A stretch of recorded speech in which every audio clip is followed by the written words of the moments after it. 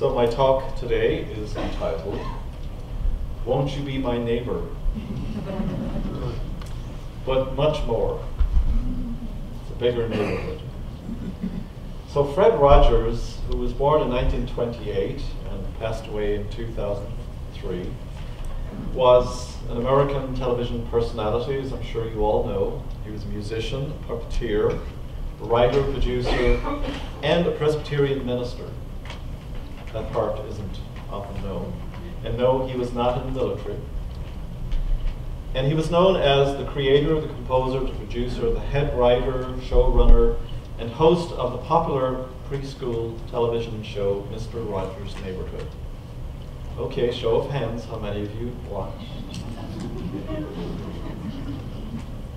The show started out in 1968 and ran until 2001. We didn't get it in Ireland. We got lots of other things. Mr. Ed, Deaf Truth, Get Smart, some of my favorite shows. And the show featured Mr. Rogers' kind, neighborly, easygoing persona, which nurtured this connection with the children who watched his show. And he believed in not acting out a different persona on camera compared to how he was in real life, stating that one of the greatest gifts you can give anybody is the gift of your honest self. I also believe that kids can spot a phony miles away, he said. And that raises a question. What is your honest self? Who is your honest self, or your authentic self, for that matter? So we're going to delve into that today. And recently a movie about his life, a documentary, was released, and last weekend Dennis and I had the pleasure of seeing it. It's called Won't You Be My Neighbor? And if you haven't seen it, I really encourage you to go see it. Give yourself a boost. This is one of the most inspiring documentary movies that I've seen in a long, long time. And it's at the Onyx Theater, formerly the Magic Theater, on Argyle Street near SPD in Nevada City. And there's only a few showings left. I think it closes next Friday, and they're only showing it at 1:25. And you might want to go online and get your tickets beforehand, because there's only 25 seats, and it's kind of sold out a lot. And the movie is really a documentary that gives us insight into the thinking and the motivation of Fred Rogers. What did he see as his purpose in life? So how might we describe him? Well, I think the old-fashioned term of salt of the earth is what comes to my mind. He was honest, he was kind, he was straightforward, he was gentle, patient. He was open and interested in other people, and especially children. He was wise and insightful, intelligent, and quietly proactive. He knew his own mind and heart, and he knew what he stood for. And he didn't let anybody push him around. And his motivation came from his religious upbringing. He grew up in a very religious family, but he also grew up in a challenging family. And so that had a lot to do with his interest in working with young children. He became an ordained Presbyterian minister, but declined to preach in the traditional sense. Instead of taking on an orthodox path with a pulpit and a church, he delved into children's television as a medium for his message. And he considered children and his ministry to them to be equally important as ministry to adults. And in his shows, he was a very real person. And he spoke at the level of the children so that they could understand him and relate to him. And when he made his first live presentation at a personal appearance in Boston, where the families could come and meet him, the line extended around the block. Something extraordinary happened. All of these children wanted to meet him. Not surprisingly. It was all about connection. A few Sundays ago, I talked about the 3 C's of community, connection, and compassion. And that's a way for us to share a spiritual path that can change our lives, our families' lives, and the world. And Rogers knew all about that. He knew what he was doing in those shows, because he embodied this, the connection with the children, the compassion that he had for them, and realized that he was building an audience out there, a community.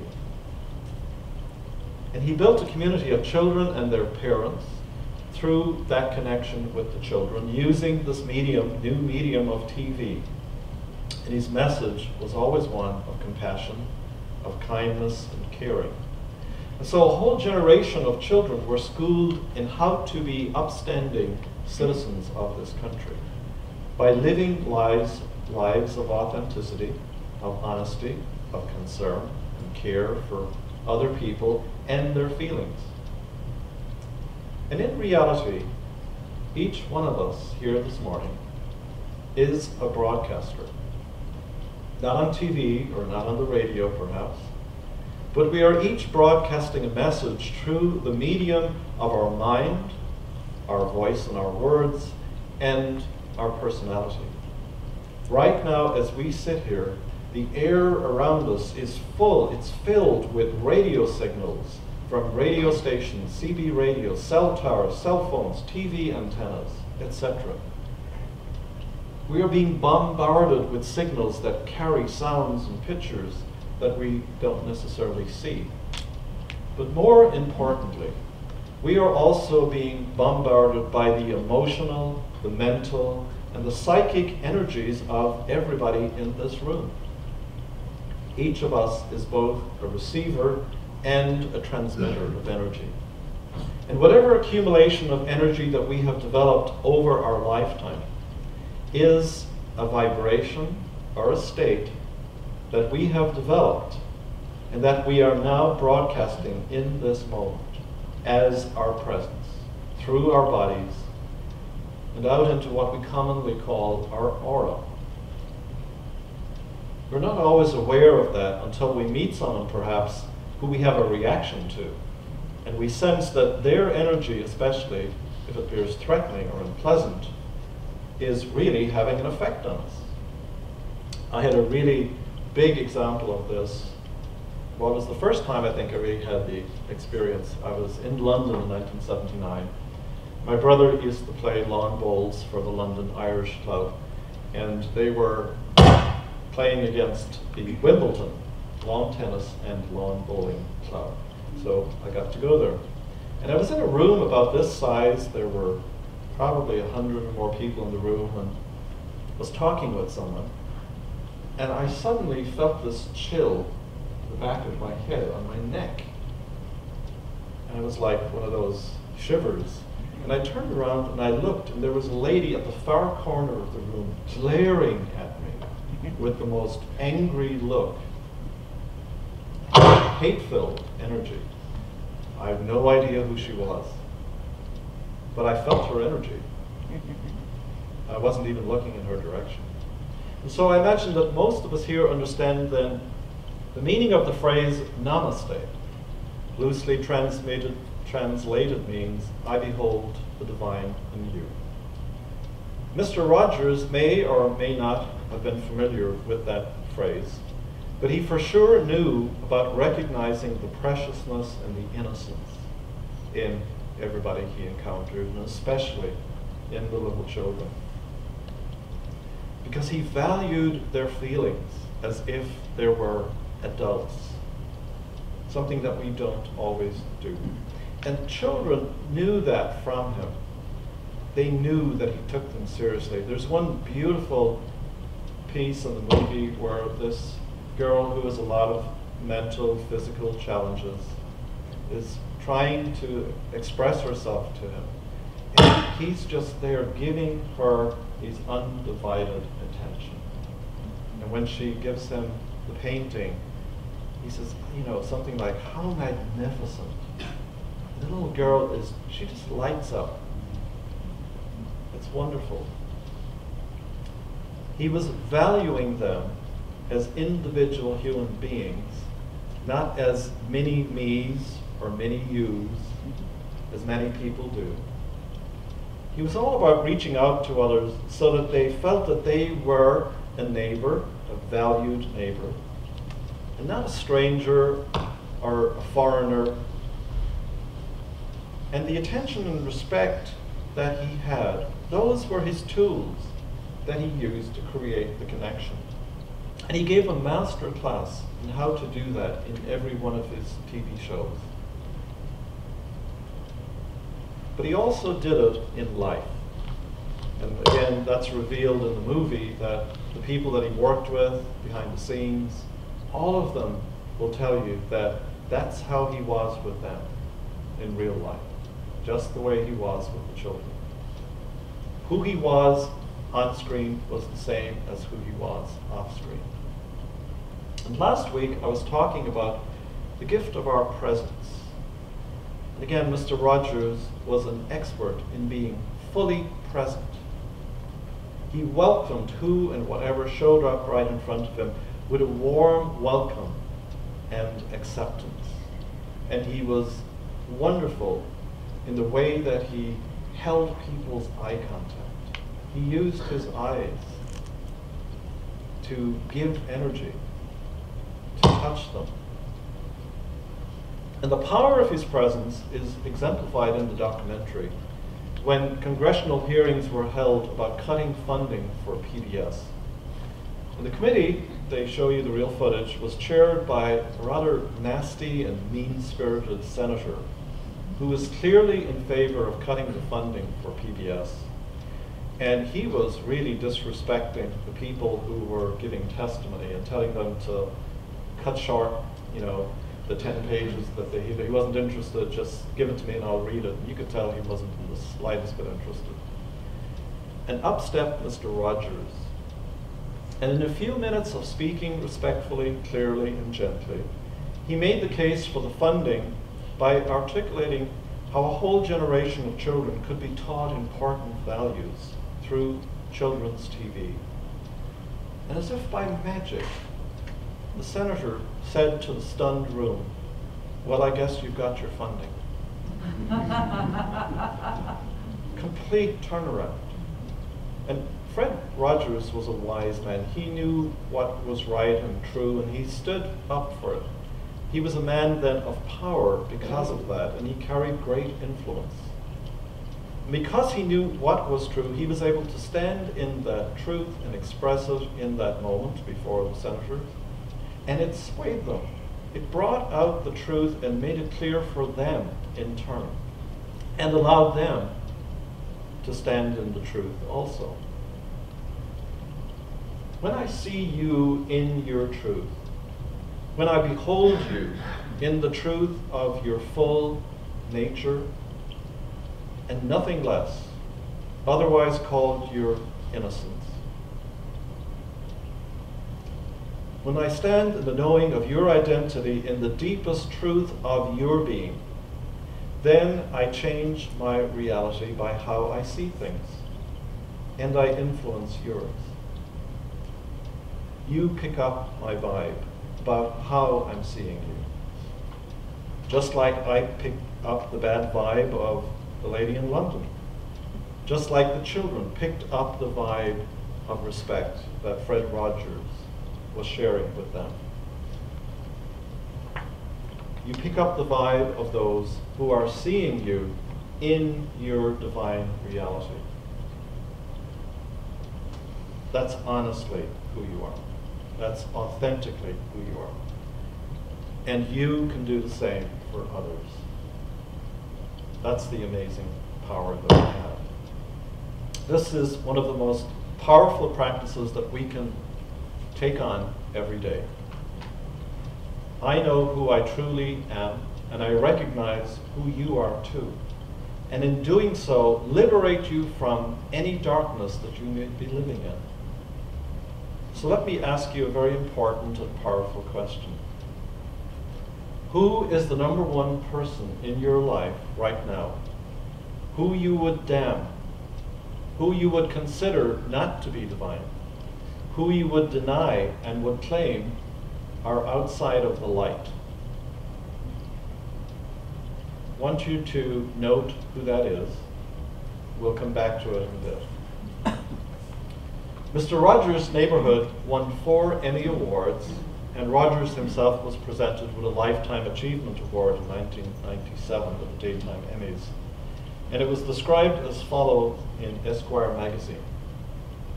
Mr. Rogers went on stage to accept the award, and there in front of all of the soap opera stars and the talk show megastars, in front of everyone, he made a small bow and said into the microphone, "All of us have special ones who have loved us into being. Would you just take, along with me, 10 seconds to think of the people who have helped you become who you are today?" 10 seconds of silence. And then he lifted his wrist and looked at the watch, looked at his audience, and said, "I'll watch the time." And there was at first a small wave of whatever from the crowd. But then people realized that he wasn't kidding, that Mr. Rogers was a powerful man and an authority figure who actually expected them to do what he was asking them to do. And so they did. 1 second, 2 seconds, 3 seconds. And suddenly the jaws started clenching, the bosoms were heaving, and the mascara started to run. And the tears fell upon the glittered gathering like rain leaking down a crystal chandelier. And Mr. Rogers finally looked up from his watch and said softly, "May God be with you," to all of his vanquished children. Matt Kahn said something recently that I thought was so beautiful. He said, "Imagine that your heart is in the body of everybody that you meet. Then simply treat it accordingly." And again, I think that is what Mr. Rogers did. We all have this ability to be Rogers-like in our sensitivity to the tender feelings of little children and even big children. We have the ability to be as humble as Mr. Rogers and to recognize and remember there are many people involved in the making of who we are and who we have become. People who played a small bit part, perhaps, who we knew for a brief time in passing, or family members, partners, friends who played a much bigger and significant role in shaping who we are. We're going to do a little longer meditation than usual this morning. And so I'm going to invite you now to go into the silence. And as part of the meditation time, I want you to recall the name and the face of that person who you held outside the light of their divine nature, who you resist seeing in their divinity because of how they have behaved, perhaps, towards you. And imagine that you're standing at the opening of a dark cave. You're looking in. And inside this cave, there appears to be only darkness. But you enter the cave anyway. And as you enter the dark space, you claim your vibration, the truth of who you are. You connect with your authentic self. You say, "I know who I am. I know what I am. And I know how I can serve. I am here as the divine." And suddenly the light that you are illumines the cave. And what you see before you is the one being, the one person who you would hold outside of the light. See him or her before you, and know this to be true. By placing them in darkness, you have been inviting yourself to join them in the darkness. And so this is what I invite you to do. See the one before you in their full worth and claim who they really are. I see you in your divine beauty. I see you in your right to be your authentic self. I see you. And as your witness, I liberate you from the darkness that I have cast you into.